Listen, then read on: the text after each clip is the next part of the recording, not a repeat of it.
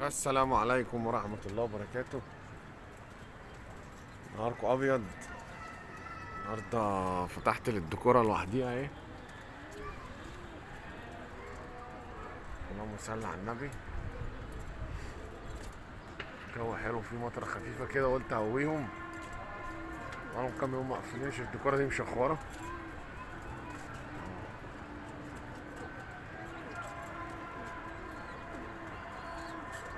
النهاردة معايا بقى نظام جديد. شايفين كده هعمل ايه النهاردة؟ تنظيف. اشيل المسع والاكلات من البيبان اهو. هقفل الفيديو وارجع لكم عشان مطولش عليكم. اهو بحط الاكلات كده في الارض والمسع، معايا سكينة المعجون اهو.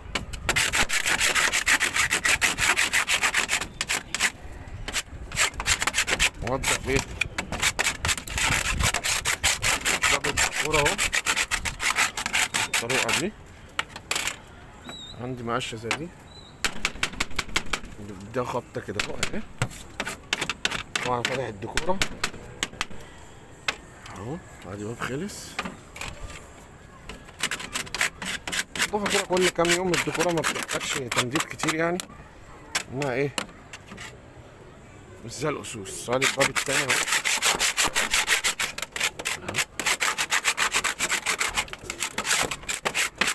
برضه ايه دكر يبقى واقف في نظافة اهو زي ما انتوا شايفين. اهم حاجة وانت بتنضف عشانك انت لازم تبقى لابس كمامة، لان العفارة بتاعت الحمام دي بأمانة بتبقى صعبة على المستقبل، مش حلوة، خطر بجد يعني. فانت بتنضف لازم تلبس كمامة جوه السلاكة بره السلاكة، وانت بتنضف بالذات زي ما انا عامل كده. خلصت هترميها خلاص كده، بس انت حميت ايه صدرك من التراب بتاع الحمام ده صعب، واخد بالك. اهم حاجة تصلي على النبي، وزي ما قلنا لكم اهو موضوع سهل. ادي عملنا باب واتنين،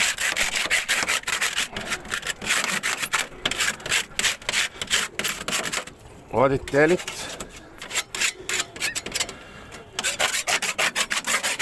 الباب التالت اهو، سكينة معجون ومعشة من غير ايد اهي. هعمل كده اهو ولا اي حاجة. وادي الباب التاني الرابع اهو. فكر طول ما بتنضف له بابه يفضل نضيف كده. ما طبعا ايه نضف كده بقى، عايز ايه عايز زبلة راكنة كده اهو. انا قلت اوريكم برضو الدنيا فيها ايه. وادي الديكورين معانا اهو، اللهم الصلاة على النبي، دايرين زي الفل، مالهمش دعوة بحد. الساعة دلوقتي 2:30.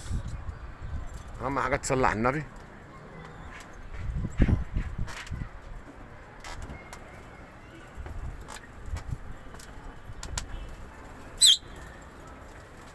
أنا لسه قدامي الوش ده أخلصه. نهاركم أبيض. وأهم حاجة تصلي على النبي. أدي العين الخمسة أهي.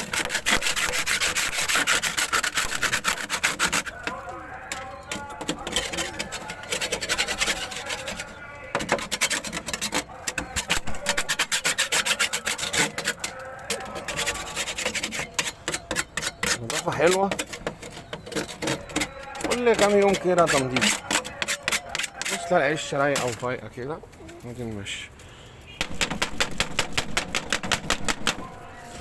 اهو.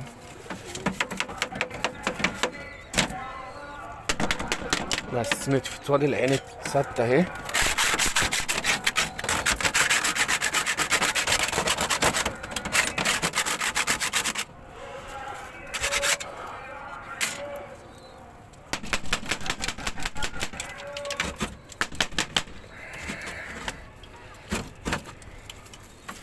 بشيل الأكلة والمسقة عشان ايه كده كده هتتوسخ بار الصبح كده اهو، وارجع امسح المسح نضيفه،